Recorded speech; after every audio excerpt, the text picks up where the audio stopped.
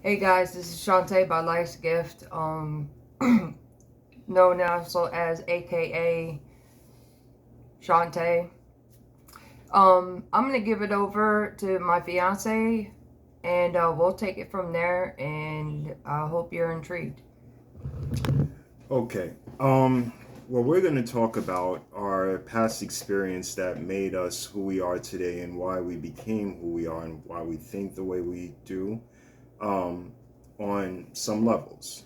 Now, it seems like we have to make this very short and sweet, so I'm going to try to get straight to the point.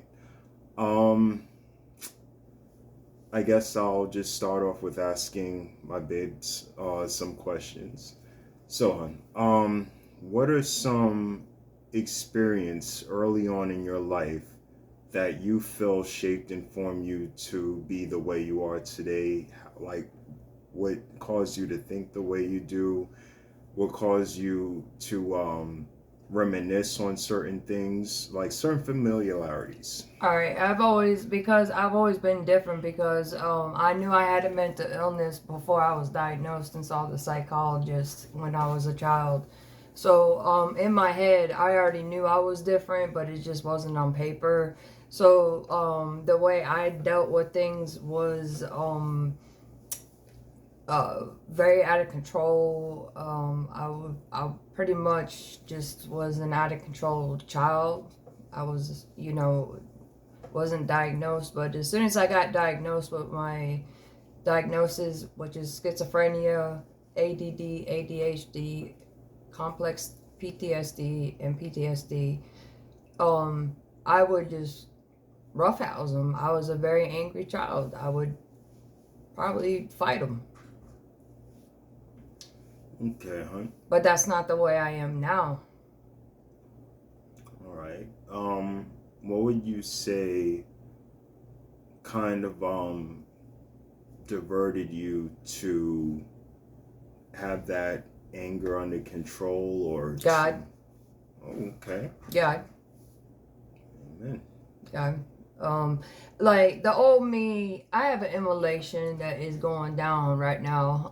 I got subpoenaed to court. I have to go to court on Tuesday at 9:30 in the morning, and I am supposed to testify up against somebody, and they think that they're big tough people. This person went ahead and tested my heart when I came on the block on 2005, and that's when I came straight up from the 305.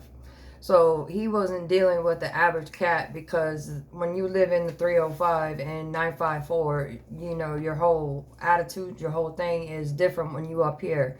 I would have mollywalked his ass by now if it was the old me. But by the grace of God, you got to biblically and not physically fight people sometimes. And I got that wisdom from my fiance, Jay, because the old me started coming in and out, and I almost killed him out of anger. And I can't afford to lose my freedom over somebody when I was just saving their life and being a good Samaritan, or whatever you call those people. But what was your upbringing? Oh boy. How would you deal with the situation? Like, how would you deal with the situation with the person that I am dealing with Okay. the old way, and then how are you fitting to deal with them this way? Like, explain it to them. Oh boy, the old me. You can break it down, so they're gonna understand. Because this is part 2 of our first video. Okay. Well, the old me, honestly, I don't know if I would deal with it a lot different than now. Only because I realize that the person that you're speaking on, apparently he has a long criminal record, uh, and for me to have a clean record, it's almost like, okay, it's obvious who the troublemaker is and who isn't. That's how I'd have it in my mind going in. And plus, I don't start trouble. So my deal would basically be that because I know he's trouble and because I know I'm not trouble, and there's no way to find it with me already, and especially if I'm a female at that too. I really, and he's a male. I mean, it's almost like, who are you gonna believe, the innocent female or the outlaw guy? You know, um, even if I do have a tough demeanor and image, um, I still recognize that I live a life that is that's not un, that's not a danger to the law, or that the law has to have a microscope on me, basically. Well, see, they have to do it with me because I have a mental illness and I have fugue episodes. So when I'm like that, I don't know. It's kind of like a disassociation kind of thing. And that's how it's different from where I was raised, and because I have a mental illness and Jay doesn't. He got to live a normal life, whatever you call normal. But I'm just joking. But the only thing normal is the dryer setting. But anyways, he's brought up different because he doesn't have a mental illness. So for me, I had to struggle a lot harder, and I was institutionalized most of my life in the crazy house or foster care or whatever it was. But And I completely understand that.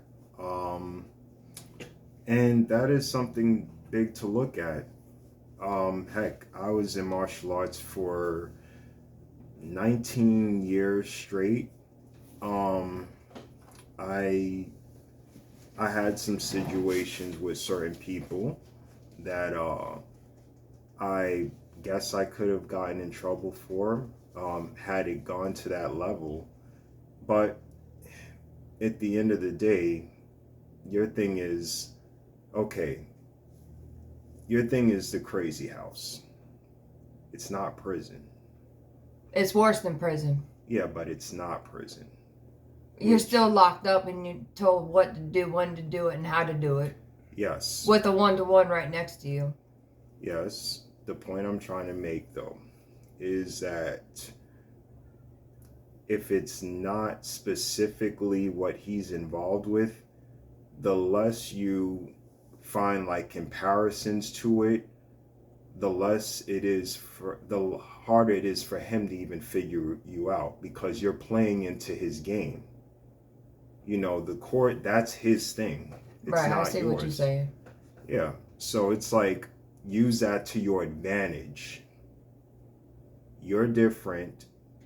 Let him know how different you are so that he knows, okay, this is not what I'm used to.